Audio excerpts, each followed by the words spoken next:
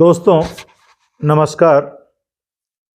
सबसे पहले तो आप सब लोगों को दिवाली की बहुत बहुत शुभकामनाएं। और इस दिवाली वाले दिन जो भारत पाकिस्तान का T20 वर्ल्ड कप का मैच था, उसमें जो आज विराट कोहली ने शानदार जीत भारत को दिलवाई है, उसके लिए सभी को बहुत बहुत बधाई। आज हम बात करेंगे भारत के रुपए की डॉलर की तुलना में क्या स्थिति है, 1947 से लेकर के आज तक क्या स्थिति है, किस किस सरकार में डॉलर की मुकाबले रुपए की कीमत कितनी घटी, क्या व्हाट्सएप यूनिवर्सिटी पे झूठा प्रचार चल रहा है, रुपए की कीमत क्यों गिर रही है, इन सब बातों को आज हम डिस्कस करेंगे। तो दोस्तों, जैसा कि व्हाट्सएप यूनिवर्सिटी में प्रचार है कि 1947 में जब भारत आज़ाद हुआ, उस समय 1 रुपए की कीमत 1 डॉलर के बराबर थी, जो कि सत्य नहीं है। आरबीआई की वेबसाइट के अनुसार 1947 में रुपया और डॉलर की सीधी तुलना नहीं की जा सकती थी। रुपया पाउंड स्टर्लिंग से पैक्ड था, रिलेटेड था, और पाउंड के रिलेटिवली मार्केट में डॉलर की वैल्यू आती थी। तो इनडायरेक्टली अगर हम कंपेयर करें, 1947 में भारत के लगभग 4 रुपए 1 डॉलर के बराबर होते थे। ये 4 रुपए की गणना जो है लगभग इनडायरेक्टली जो भारतीय रुपए को पहले पाउंड स्टर्लिंग से और फिर पाउंड स्टर्लिंग को डॉलर से कंपेयर करके हमने निकाली है। आरबीआई की वेबसाइट पर ये जानकारी है, अगर आप चाहते हैं तो मैं उसका लिंक भी अपनी वीडियो में प्रोवाइड करवा दूंगा। तो जैसा कि 1947 में भारत जब आज़ाद हुआ, 1 डॉलर की कीमत लगभग 4 रुपए थी, और 15 अगस्त 1947 से लेकर के 27 मई 1964 तक पंडित जवाहरलाल नेहरू हमारे प्रधानमंत्री रहे। इन लगभग 17 सालों में जो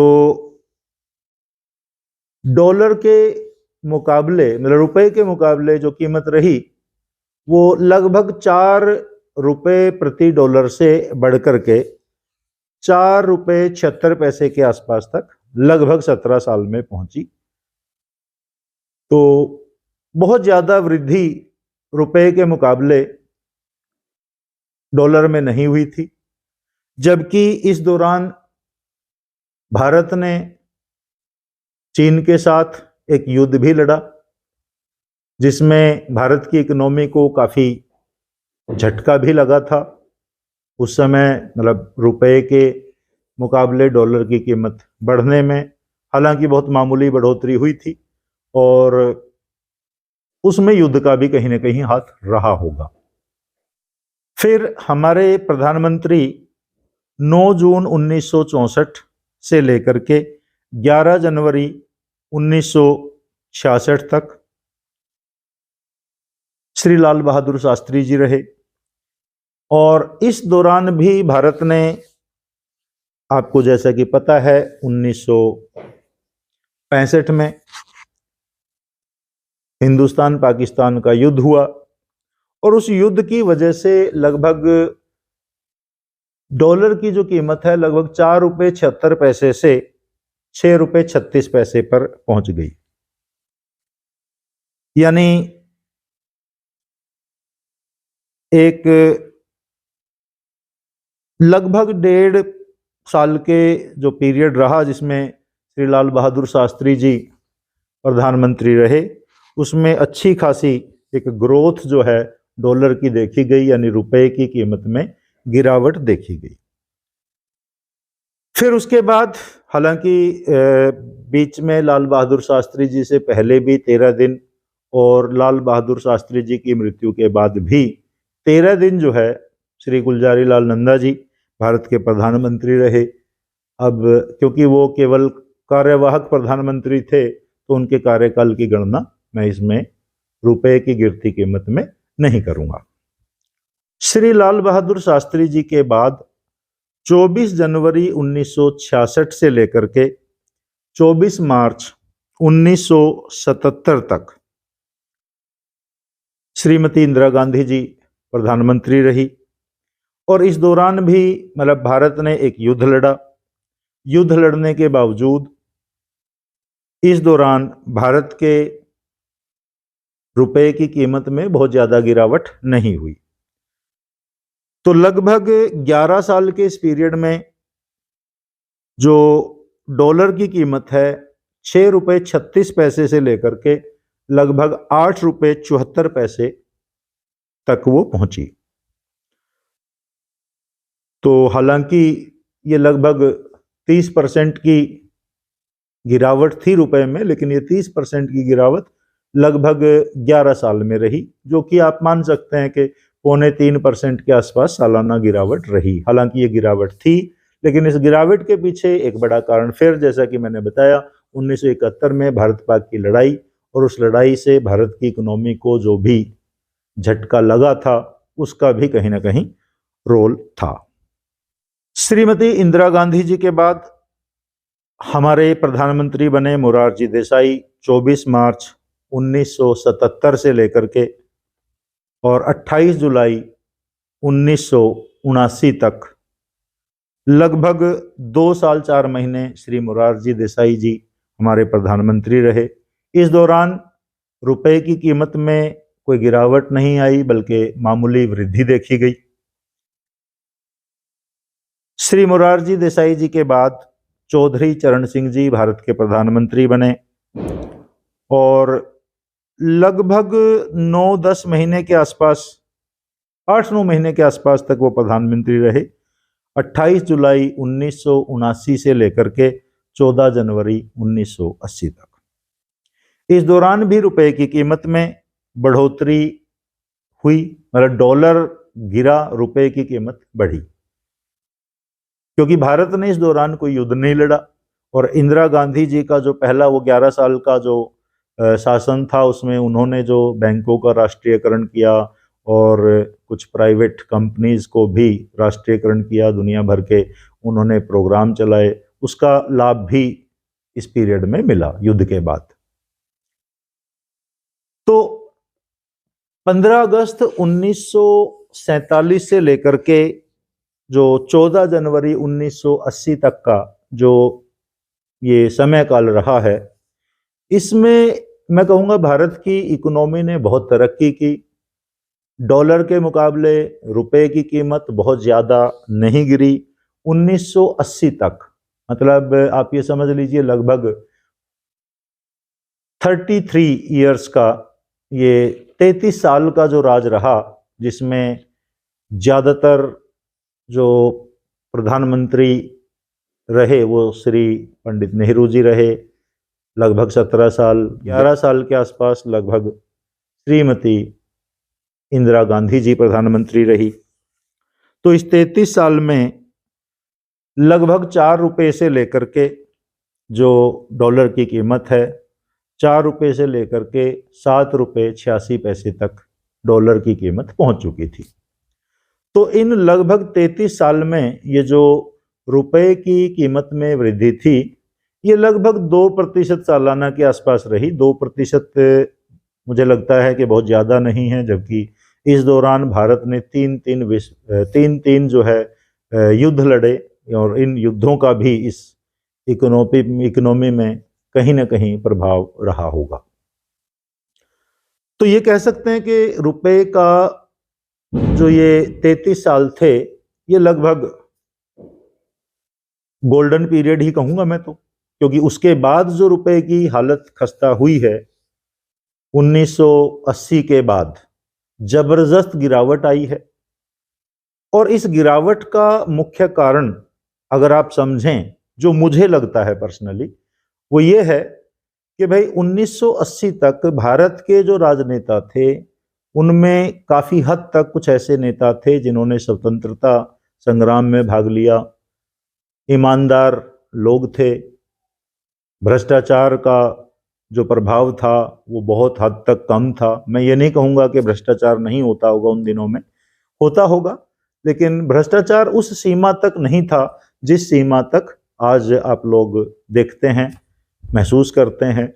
जीवन के जो रोजमर्रा के काम हैं बिना भ्रष्टाचार के, बिना रिश्वत के लगभग नामुमकिन है। तो ये वो पीरियड था 1980 तक का, जब क्योंकि भ्रष्टाचार नहीं था तो रुपए की कीमत में बहुत ज़्यादा गिरावट नहीं देखी। 3 युद्धों का फर्क पड़ा, उससे थोड़े बहुत की कीमत में गिरावट आई, लेकिन 2% सालाना अगर गिरावट है तो वो कोई बहुत बड़ी गिरावट नहीं है। असली खेल 1980 के बाद शुरू हुआ।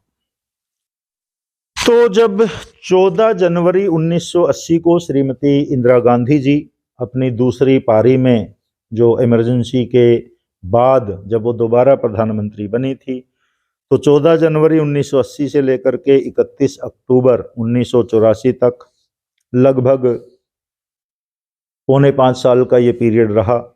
इस 4.25 साल के पीरियड में जबरदस्त गिरावट रुपए की कीमत में देखी गई।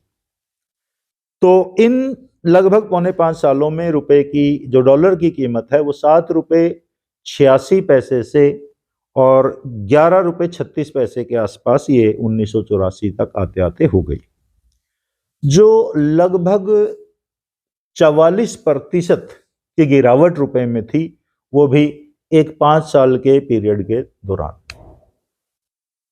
लगभग 9.25% के आसपास, 9.5%, 8.8% के आसपास सालाना गिरावट जो है, ये सबसे पहली बड़ी गिरावट रुपए की कीमत में देखी गई।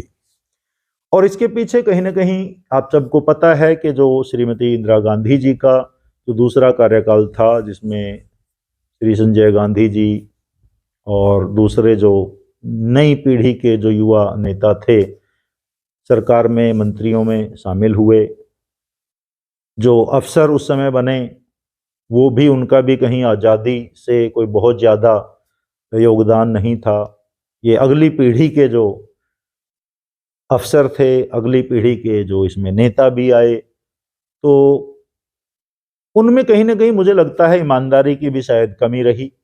भ्रष्टाचार उस समय काफ़ी बढ़ गया था। तो ये जो लगभग 8.9% सालाना की जो रुपए की कीमत में गिरावट देखी गई, उसमें कहीं ना कहीं मेन कारण भ्रष्टाचार का है। दोस्तों, जब भ्रष्टाचार होता है, जब रुपए की कीमत गिरती है, तो रुपए की कीमत को गिरना, ये जो बड़े बड़े ऑफिसर हैं, इकोनॉमिस्ट हैं, वो फिर समझाते हैं कि रुपए की कीमत में गिरावट से इकोनॉमी को क्या फ़ायदा होगा। लोगों का जो ध्यान है वो दूसरी तरफ बांटने के लिए समझाया जाता है। हालांकि मुझे नहीं लगता कि अगर सरकार और सरकारी तंत्र जो है, ऑफिसर्स जो हैं, नीति निर्माता जो हैं, अगर ईमानदारी से काम करें तो मुझे नहीं लगता कि रुपए की कीमत का घटना कोई जनसंख्या कारण था। मैं आगे किसी वीडियो में आपको बताऊंगा किस तरीके से कुछ दूसरे मुल्क जिनकी जनसंख्या भी भारत से ज़्यादा थी और कैसे उनके जो करेंसी थी, उनकी कीमत जो है, करेंसी की कीमत डॉलर के मुकाबले या दूसरी अंतर्राष्ट्रीय मुद्राओं के मुकाबले उनकी कीमत नहीं गिरी, उनकी कीमत उल्टा बढ़ी, उनकी इकोनॉमी बहुत अच्छे से ग्रो करी। तो चाइना उसका उदाहरण है, मैं कभी अगली वीडियो में इसका जिक्र करूंगा। तो खैर, इंदिरा गांधी के जो दूसरी पारी थी, उसमें लगभग 8.9% की गिरावट के बाद जब श्रीमती इंदिरा गांधी जी की हत्या हुई, उनकी हत्या के बाद श्री राजीव गांधी जी प्रधानमंत्री बने। 31 अक्टूबर 1984 से लेकर के 2 दिसंबर 1989 तक लगभग 5 साल फिर श्री राजीव गांधी जी प्रधानमंत्री रहे।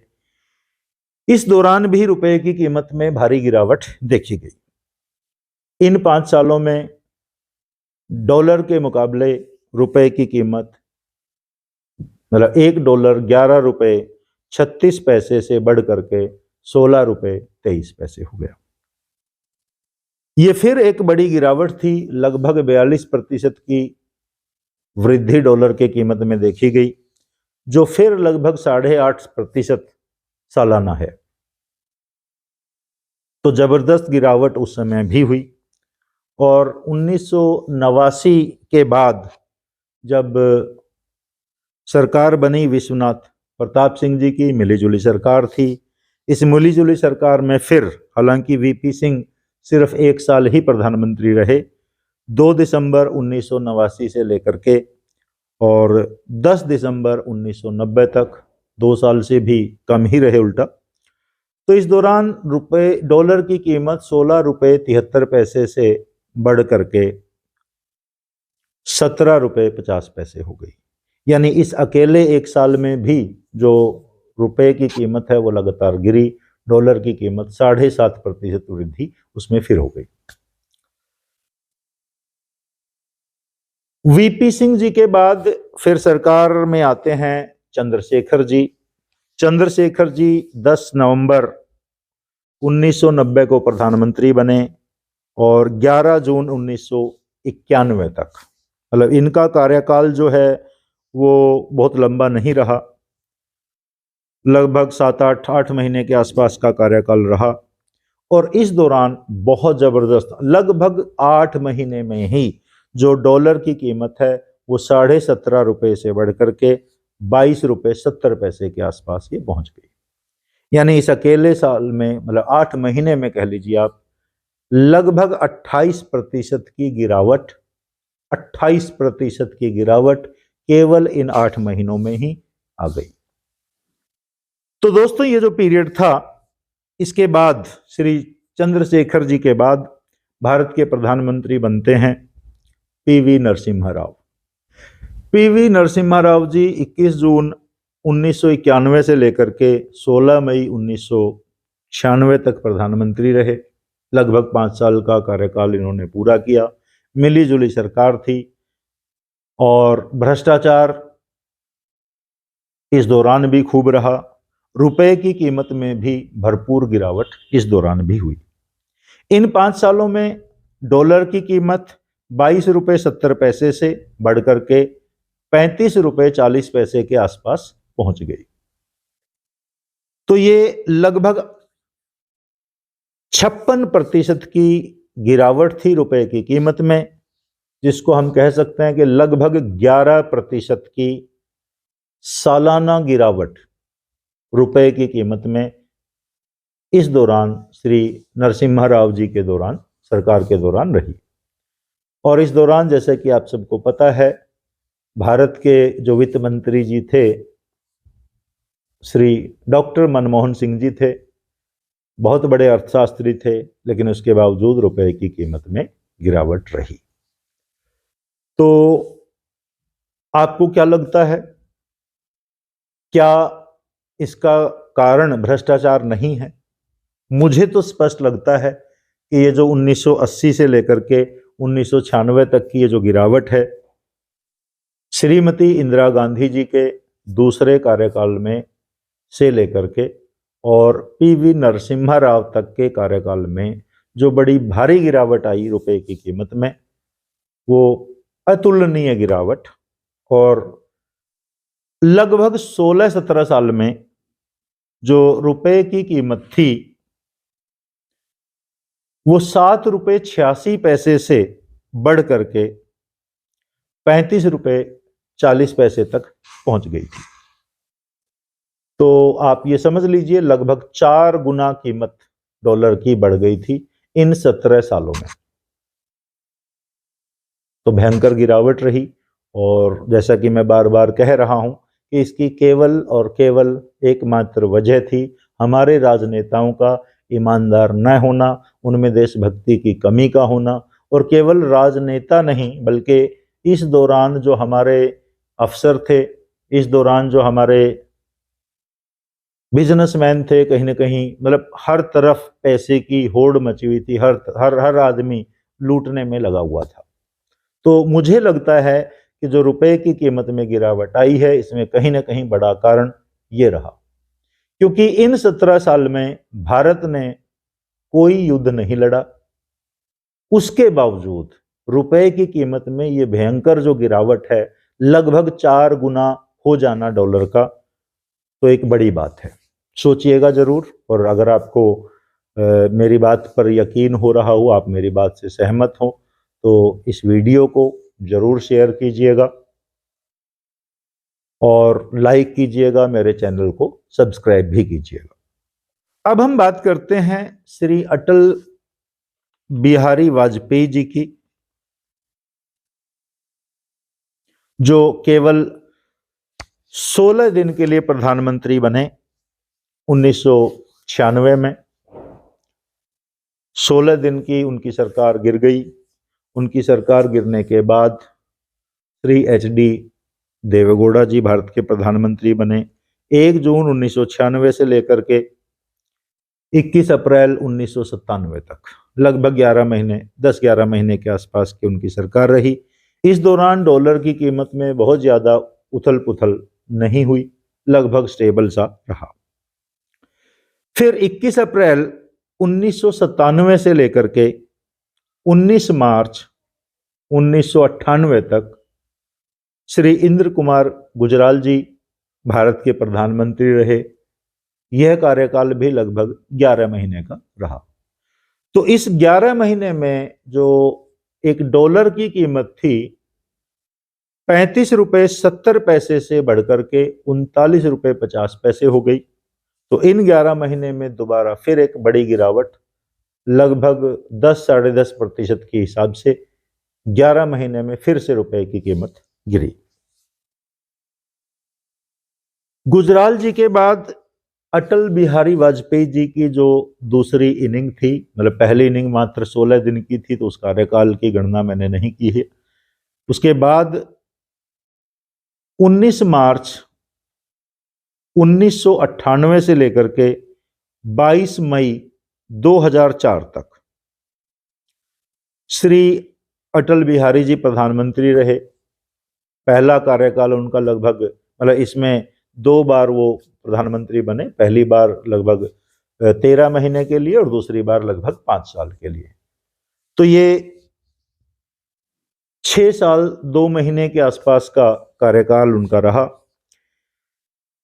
इस कार्यकाल के दौरान रुपए की वैल्यू का गिरना कुछ हद तक संभला, और क्योंकि ये लगभग स्थिर सरकार थी, कुछ हद तक इसमें मुझे लगता है वापिस से जो सरकारी तंत्र था, क्योंकि ये बीजेपी की पहली सफल सरकार बनी थी, तो इस दौरान कुछ न कुछ, कहीं ना कहीं कुछ एक ईमानदारी का भाव जो है वो कुछ जनता में आया होगा, कुछ ईमानदार नेताओं में भी आया होगा। कुछ देश को बदलने की एक उसमें मुहिम थी कि कांग्रेस की जगह पहली बार एक सफल सरकार लगभग 6 साल की चली। तो इस दौरान 39 रुपये 50 पैसे से लेकर के और 44 रुपये 50 पैसे तक डॉलर की कीमत बढ़ गई। मैं ये नहीं कह रहा हूं इस दौरान घटी, बढ़ी, लेकिन ये कीमत जो बढ़ी थी डॉलर की, यानी रुपए में जो गिरावट आई थी, इसका प्रतिशत जो है वो सालाना अगर मैं निकालता हूं तो वही लगभग 2% के आसपास रहा, जो कि 1947 से लेकर के 1960 तक रहा। यानी कहीं ना कहीं रुपए की कीमत में जो गिरावट हो रही थी, लगातार गिरावट रही आपकी 1980 से लेकर के और 1998 तक, लगभग जो 18 साल लगातार रुपया गिरता चला गया, गिरता चला गया, लुढ़कता चला गया, उसमें कहीं ना कहीं कुछ ब्रेक लगा। दोस्तों, अटल बिहारी वाजपेयी जी के बाद फिर 2004 में सरकार बनती है कांग्रेस की। डॉक्टर मनमोहन सिंह जी उसमें प्रधानमंत्री बनते हैं और उन्होंने लगातार 10 साल तक प्रधानमंत्री पद संभाला। बहुत बड़े इकोनॉमिस्ट कहलाए जाते हैं, लेकिन उनके कार्यकाल में भी 10 साल में रुपए की जो कीमत थी, मतलब डॉलर की जो कीमत थी, वो 44 रुपये 50 पैसे से बढ़कर के 59 रुपये 20 पैसे के आसपास तक पहुंच गई। यानी यहां फिर 10 साल में लगभग 33% गिरावट आई। जिसको हम कह सकते हैं 3.3% सालाना की गिरावट जो था वो रुपए की कीमत में हुई। हालांकि ये जो 80 से 98 तक का जो पीरियड था, वहां जहां हर साल 8%, 9% जो गिरावट हो रही थी, उसके मुकाबले ये कुछ हद तक ठीक दिखती है। लेकिन अटल बिहारी वाजपेयी जी के जो कार्यकाल रहा, उससे कहीं थोड़ी ये ज्यादा गिरावट थी। डॉक्टर मनमोहन सिंह जी के बाद भारत के प्रधानमंत्री बनते हैं श्री नरेंद्र मोदी जी। और जैसा कि आपको पता होगा, 2014 में, 14 से पहले जो डॉक्टर मनमोहन सिंह जी के कार्यकाल में रुपए की कीमत गिरी, उस पर भयंकर बवाल जो है मचा, भ्रष्टाचार के खूब आरोप लगे। नरेंद्र मोदी जी रुपए की गिरती वैल्यू को कहीं ना कहीं सरकार की कमजोरी बोलते रहे, और भ्रष्टाचार का आरोप तो लगता ही था। कई केस हुए, हालांकि बाद में उनमें सजा किसी को नहीं हुई। खैर, जो भी था, राजनीति में रहते हैं तो लोग राजनीति करते हैं। लेकिन 26 मई 2014 को भारत के प्रधानमंत्री श्री नरेंद्र मोदी जी बने, जो कि अभी तक प्रधानमंत्री हैं। ये उनका दूसरा कार्यकाल है। ये लगभग 8.5 साल का समय है। इस 8.5 साल के समय में जो डॉलर की कीमत है 59 रुपये 20 पैसे से बढ़कर के आज की तारीख में ये 82 रुपये 50 पैसे के आसपास चल रही है। तो ये वृद्धि भी 8.5 साल में लगभग 39%, 39% 8.5 साल में हुई, जो कि 4.6%, 4.6% सालाना की वृद्धि दर है। ये वही नरेंद्र मोदी जी हैं जो मनमोहन सिंह जी के कार्यकाल के दौरान जो रुपए की कीमत गिरती थी, उस समय बढ़ चढ़ करके अपनी रैलियों में 2014 के इलेक्शन में भुनाते थे इस बात को। लेकिन आज जो रुपए के गिरने की रफ्तार है, डॉक्टर मनमोहन सिंह जी के कार्यकाल की तुलना में लगभग 1.5 गुना तेजी से गिर रही है। हालांकि इसमें कहीं ना कहीं थोड़ा बहुत कोरोना का भी हाथ है। कुछ जो आजकल युद्ध चल रहा है यूक्रेन और रशिया का, उसका भी कुछ न कुछ योगदान जरूर रहा होगा। तो मैं ऐसा मान सकता हूं कि भाई अगर इस फैक्टर को जोड़ लिया जाए तो डॉक्टर मनमोहन सिंह के कार्यकाल में जो रुपए की गिरावट थी, लगभग उतनी ही गिरावट भारत के रुपए में कोरोना से पहले तक उसी रेट से रुपया गिर रहा था। तो कोई बहुत बढ़िया कार्यकाल प्रधानमंत्री मोदी जी का भी नहीं रहा जहां तक रुपए की गिरती वैल्यू की बात है। तो ये हुआ दोस्तों कि भारत के रुपए की कीमत कब कितना गिरी। मुझे अभी भी लगता है कि इस रुपए की कीमत के गिरने में जो सबसे बड़ा योगदान है वो है भ्रष्ट नेता, भ्रष्ट अधिकारी, भ्रष्ट पूंजीपति, भ्रष्ट ठेकेदार। बिना कमीशन के कोई काम ना होना। तो 1980 से लेकर के और आज 2022 हो गया है, तो पिछले लगभग 42 साल जो हमारे इस देश में गुजरे हैं, इस दौरान जो भ्रष्टाचार में बेतहाशा वृद्धि हुई है। हर आदमी अपने जो कर्तव्य हैं, अपने जो संबंध हैं, उन संबंधों पर, उन कर्तव्यों पर कहीं ना कहीं रुपए की, जो पैसे की, रुपए की और संपत्ति की जो उस पर वर्चस्व कायम हो गया है कि भाई संबंधों से ज्यादा वैल्यू रुपए की, कर्तव्यों से ज्यादा वैल्यू पैसे की। कैसे भी आए, गलत तरीके से आए, भ्रष्टाचार से आए, रिश्वत से आए, कमीशन खा के आए। सड़कें आप सबको पता है बनते ही टूटनी शुरू हो जाती हैं, पुल बनते ही टूटना शुरू हो जाता है। गोदामों में पड़े पड़े सरकारी गेहूं खराब हो जाता है, उसको गरीबों तक में बांटा नहीं जाता।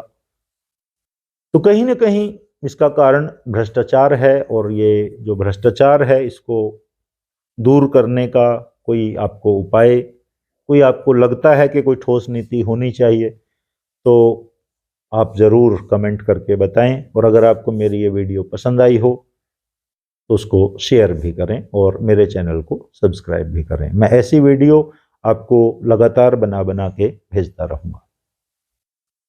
तो अंत में फिर से आप सब लोगों को दिवाली की बहुत बहुत मुबारक। आप खुश रहें, आप पर लक्ष्मी जी प्रसन्न हों,